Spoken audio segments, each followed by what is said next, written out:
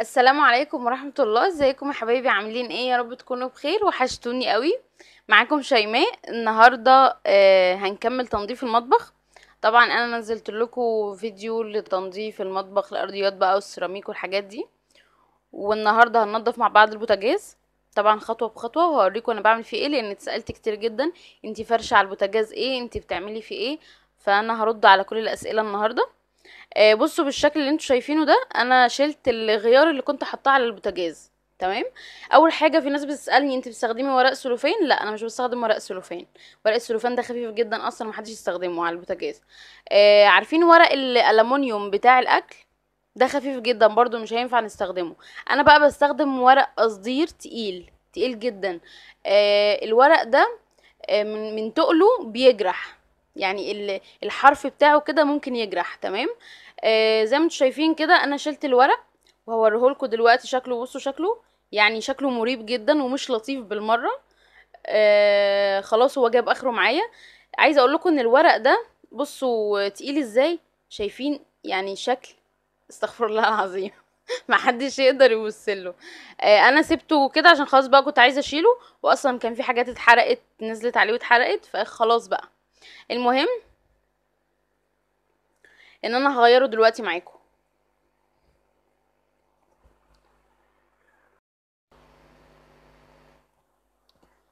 وزي ما قلت لكم، انا كنت حاطه ورق قصدير على البوتاجاز، وكنت حاطه اهو زي ما انتم شايفين كده على ظهر البوتاجاز او المرايه. كنت حاطه ورق ألمونيوم علشان طبعا السيكر بتاع البوتاجازات.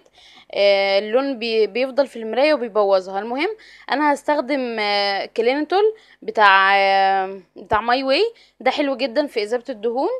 لو عندك برضو باور او اللهلوبه ممكن تستخدميه. فهرش كده بعد ما شلت الغطا. هرش كده على البوتاجاز كله، وهسيبه حوالي 5 دقايق او 10 دقايق، عشان لو عليه دهون ولا حاجه. هو زي ما انتم شايفين كده البوتاجاز مش عليه اي حاجه على فكره. بس لازم اغسله قبل ما افرش عليه الغيار الجديد. تمام. وبرضه هشيل الورق الالومنيوم اهو مقطوع بتاع المرايه. هو مقطوع كده زي ما انتم شايفين، وعليه دهون اهو لونها اصفر اهو، لو تلاحظوها في الفيديو. برضه هشيله وهغير الشكل، لان انا زهقت من ان انا احط ورق الومنيوم على المرايه. فهغير الشكل معاكم، وهسيب البوتاجاز كده شويه في مذيب الدهون ده، وبعد كده نشوف هنعمل ايه.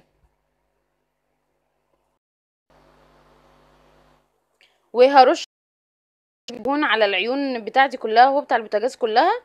وعايزه اقول لكم ورق القصدير اللي انا بحطه ده تقيل. بصوا البوتاجاز معلهوش اي حرق او اي دهون. وطبعا الحرق والدهون وكل حاجه كانت على ورق القصدير زي ما انتم شفتوه كده.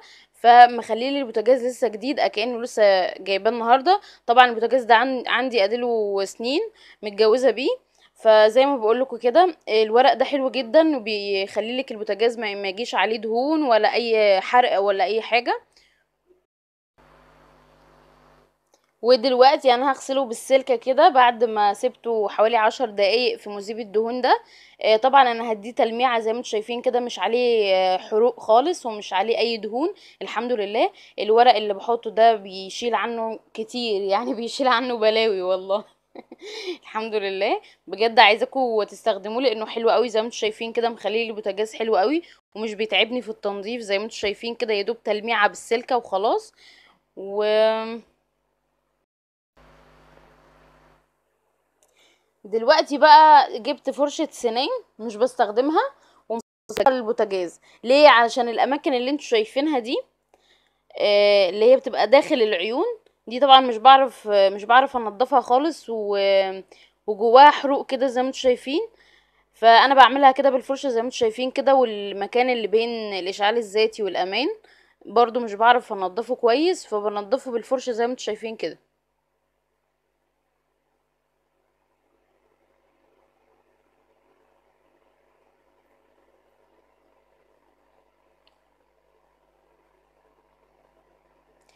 جميل على فكرة ان احنا ننضف، ننضف بيتنا اول باول، وننضف خاصة المطبخ اول باول، علشان المطبخ اساس الحشرات.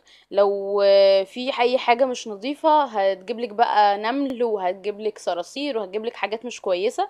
فطبعا النظافة عنوان كل ست شاطرة وكل ست نظيفة. المطبخ والحمام نظافتهم دول عنوان الست النظيفة والست الشاطرة يعني، وست البيت الكويسة يعني. لكن الست بقى اللي تسيب مطبخها اي كلام وكله حشرات وقرف والبوتاجاز كله حروق ومش نظيف، لا دي انا مش ملناش دعوة بيهم الناس دول خالص. المهم انا بكمل غسيل كده البوتاجاز زي ما انتم شايفين.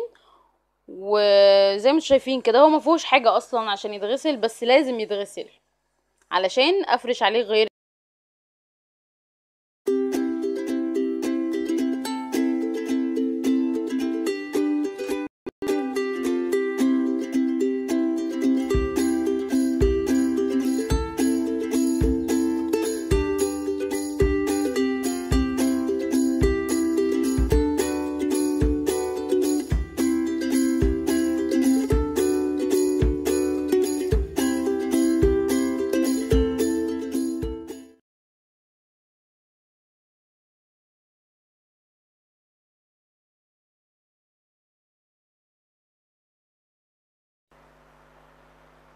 ودلوقتي بصوا ورق القصدير او ورق الالومنيوم اللي على المراية هو اصلا خلاص جاب اخره واتقطع، وشايفين الدهون اللي على في اخر الورق اهو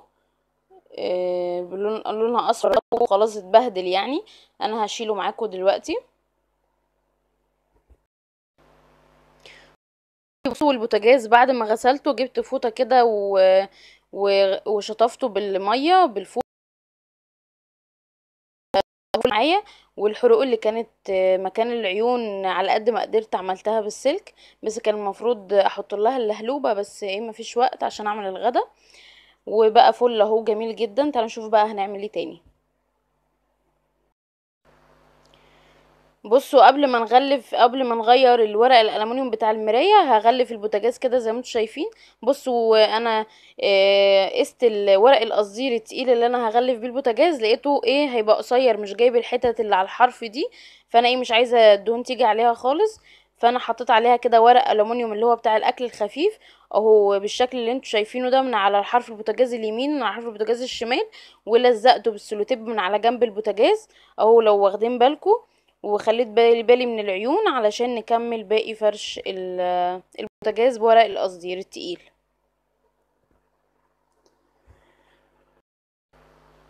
بصوا دلوقتي انا حطيت اهو ورق القصدير على البوتاجاز تمام.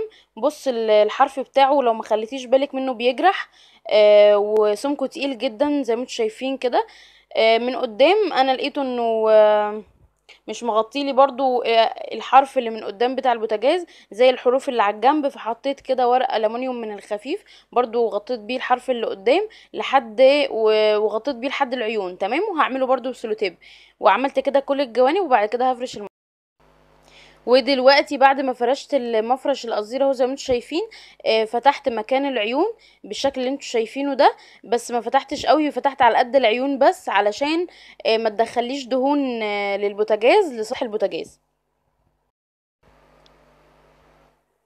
ودلوقتي انا غلفت المرايه كده زي ما انتم شايفين ونضفتها كويس. في الاول انا قست الستيكر اللي انتم شايفينه ده على المرايه، لقيته برضو هيسيب لي الحروف بتاعه البوتاجاز من على الجناب ومن تحت كده عند التهويه بتاع البوتاجاز، لقيته هيسيبها لي من غير غطا، فاهمين يعني هيسيبها لي عريانه كده زي ما انتم شايفين فبالتالي كان هيوصل لها دهون. فروحت برضو حطيت على الجوانب ومن تحت ورق سلوفان او ورق اللي هو الالومنيوم بتاع الاكل، وما شلتش الستيكر بتاع البوتاجاز تمام. ما شلتش الستيكر بتاع البوتاجاز حطيته زي ما هو بالستيكر بتاعه، فاهمين ولا ايه؟ وعملته بسلوتيب من في ظهر المرايه. يعني انا ما لزقتش الستيكر يعني باللزق اللي هو فيه، لا سيبته زي ما هو كأنه كرتون، وحطيت له بس كده السوليتيب من ظهر البوتاجاز ومن على الجوانب بس وخلاص. وتحت منه على الحروف ومن تحت حطيت ورق الالومنيوم الخفيف، علشان الاماكن اللي تبقى مش متغطيه ما يوصلهاش دهون. وغلفت البوتاجاز وزي ما انتم شايفين كده، وحطيت العيون، وبقى شكله جميل جدا ما شاء الله.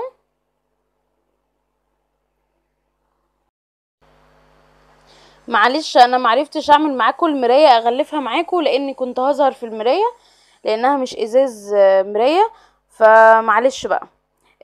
لو في اي استفسار بخصوص تغلفة المراية قولولي في التعليقات، وانا هرد عليكم ان شاء الله واعيدها لكم تاني، مفيش مشكلة. وكده شكل البوتاجاز بتاعي النهائي شكله حلو قوي. دلوقتي بقى انا بعمل حوامل، شايفين الغطا يعني تقيل جدا ما شاء الله. دلوقتي انا هعمل الحوامل الظهر بتاعتي بتاع البوتاجاز بورق الالومنيوم الخفيف. ودلوقتي ده شكل المراية النهائي زي ما انتم شايفين كده. شكلها حلو قوي في نفس الوقت. عملت الستيكر من غير ما اخليه على المراية دايركت، يعني من غير ما الزقه على المراية، حطيته بالكرتون بتاعه علشان ما يبوظليش المراية وكده، لانه بيبقى صعب قوي في غسيله، والالوان بتفضل في المراية، بيبقى مش لطيف خالص. وده شكل البوتاجاز.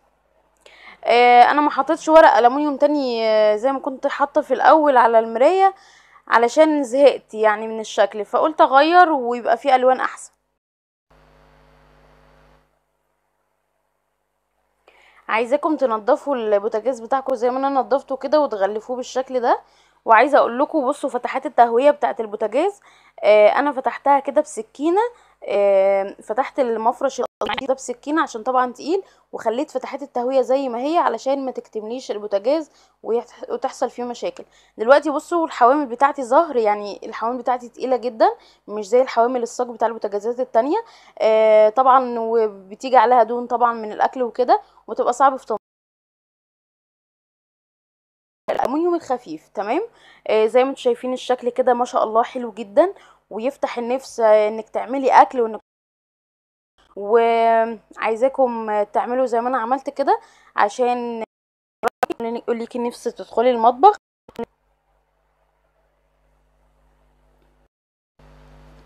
وده كان الشكل النهائي للبوتاجاز بتاعي. يلا تحدي الكسل وخليكي نشيطة ونضفي زيي. ولو عجبك الفيديو ما تنسيش لايك وشير واشتراك في القناة وتفعيل الجرس علشان يوصلك اشعار بكل فيديو بنزله. بحبكم في الله واستودعكم الله، والسلام عليكم ورحمة الله وبركاته.